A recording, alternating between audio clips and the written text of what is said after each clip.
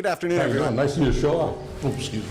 I was saying it was nice of Jenna Fryer to show up here at the media room. All right, good afternoon, everyone. My name is John Olguin, and I'm the head of marketing and communications for Chip's race teams. And earlier today, we made the announcement that Tyler Reddick would be racing in the NASCAR Xfinity Series for us, sharing the number 42 Chevy Camaro with Kyle Larson. So I have obviously Chip Ganassi and Tyler Reddick here. So I'll start with you, Chip. Why Tyler? Thanks, John.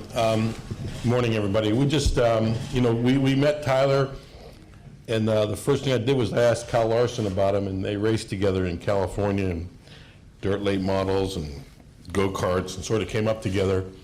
And Larson lit up when I asked him about Tyler Reddick. He said, yeah, he goes, that kid's a good kid. So one thing led to another, of course, and here we are today. So we're pretty excited. Tyler's going to be, as John said, sharing the car with Kyle in the Xfinity Series next year. As a young guy, deserves a shot, and we'd like to give it to him. And he's had a nice career in truck so far as the next, so this is obviously the next logical step.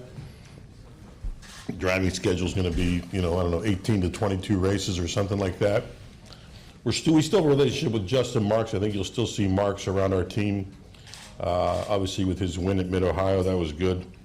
And we have some sponsorship announcements coming up in the next couple of weeks. I think you'll hear about. And so that's really what we're here to talk about today. Thank you. Tyler, how does it feel? It feels great. Really appreciate the opportunity that the Chip's given me, that all my family has done to get me in this position today. They've helped a lot, and this is definitely something that I couldn't have done on my own. So really thankful to my family, really thankful to Chip and all of his guys for giving me the opportunity to be here. And as Chip said, I've grew up racing against Kyle, so I'm really looking forward to getting to work with him again, getting to work with McMurray, Marks, and Brennan Poole as well. So a lot of good guys, a lot of good people I'll be able to take a lot of good information from, not only the drivers, but there's a lot of good people. I'm looking forward to working with the crew chief and those guys. Really gonna be a lot of learning these next couple months, a lot of getting to know all the guys that put in a lot of hard work and effort back at the shop, and the guys that go on the road and rough it out all year long. So a lot of good people involved, and we got one more race here left in Miami, then we're gonna have the off season to prepare and get ready for next year. Cool. We'll open it up to questions. Lee, you start. Chip, what did you see in Tyler initially that thought he would fit well into the Chip Ganassi racing family? That's a good question, Lee. I would say it's probably, along with having the talent, I think, he had the right attitude and the right look in his eye and the right, sort of approach to how he approaches where he's at, what he wants to do, and how he wants to get there. I think, to put it, everybody at this level of racing has the talent. At one time, shown the talent at one time or another. So many other things you need to come along, to be a part of a team that I think a lot of young people miss. You can't get here on talent alone, or you have to have the whole package. And it's not talent, it's not money, it's not attitude, it's not able to speak, it's not this, it's not that, it's everything. It's everything. So I think it was, mostly with me, it was the attitude and the heart. Yeah. Kenny? Kenny Bruce with NASCAR.com. Chip, why not put him in a full-time ride? I mean, why is it a partial schedule? Obviously, you have to have sponsorship and stuff like that, but would a full-time ride be more beneficial, or is there not enough difference? I think for sure a full-time ride would be more beneficial, and I'd like to do that. I mean, obviously, we don't have a spot for that. I mean, we don't have a spot for that, and I think, I think he's better off with me personally, I think he's better off with a part-time program with a team like ours as opposed to a full-time program with a lesser team. So that's the short answer. Yeah. So does Kyle need to be in the 42? Does Kyle need to be in the 42? That damn kid needs to be racing all the time. So yeah, he needs to be in the 42, the 52, the 62, the this, that, he needs to be in a lot of cars, yeah. Yeah. Any other, Alan? Chip, just while we have you here, we just heard from Tony Stewart. As someone who has seen all sorts of drivers and all sorts of series for decades, can you put Tony Stewart into perspective in racing history? He drove for us at Indy one day, did a great job. And I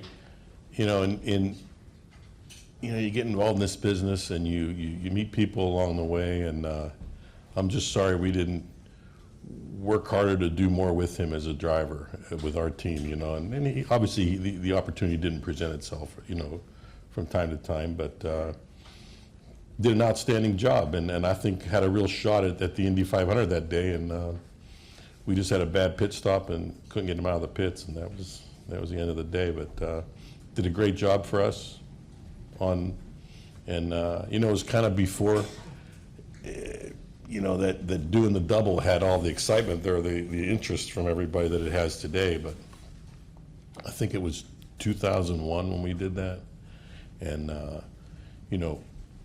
I'm just sorry we didn't work harder to have him around more. Yeah, it seems like it's 2001, and it just seems like it was a couple years ago. Yeah. Lee, did you have one? Oh, okay. Any other question? Yeah, back over.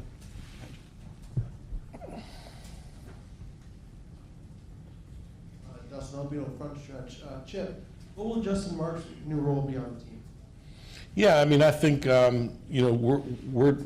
Justin's going to be. We'll be involved one way or another with Justin, and I think he's trying to figure that out now himself and us, and what he wants to do going forward. And I think you'll see him in the car in some sense or another.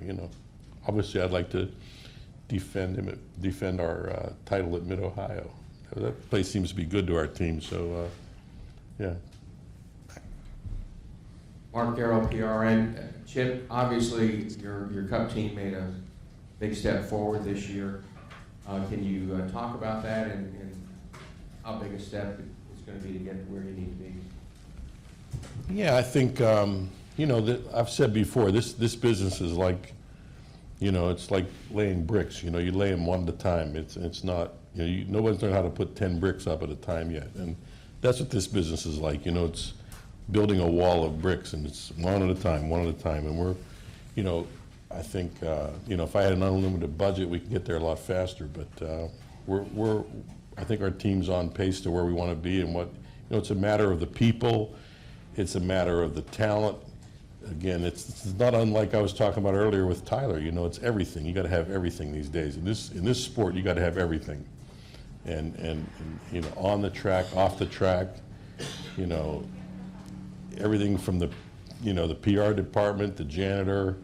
I don't mean to put the PR department down there with the janitor, or bring the janitor. I do mean to bring the janitor up to the PR department. Yes, and. You got to have everything, and it's. I've often said before. I think the biggest problem today in the sport is not the drivers and the sponsorship, or it's people, it's talent, it's finding the people that want to work. This is a damn hard business to work in. A lot of us in this room are happy that it's the end of the season, although we can get a breather here.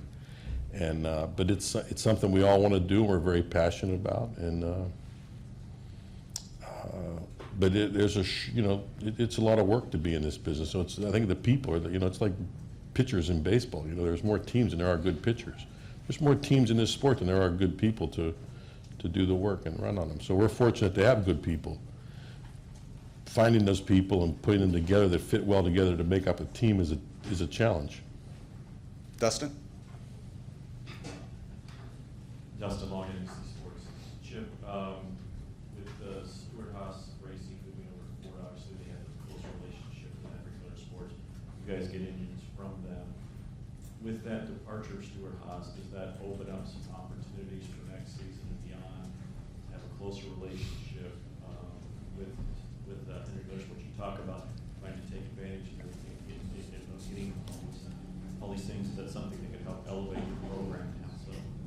Yeah, I think we've always had a good relationship with Hendrick Motorsports, and that relationship continues to get better every single day. And we just re-signed, for a few years there, so we're pretty happy.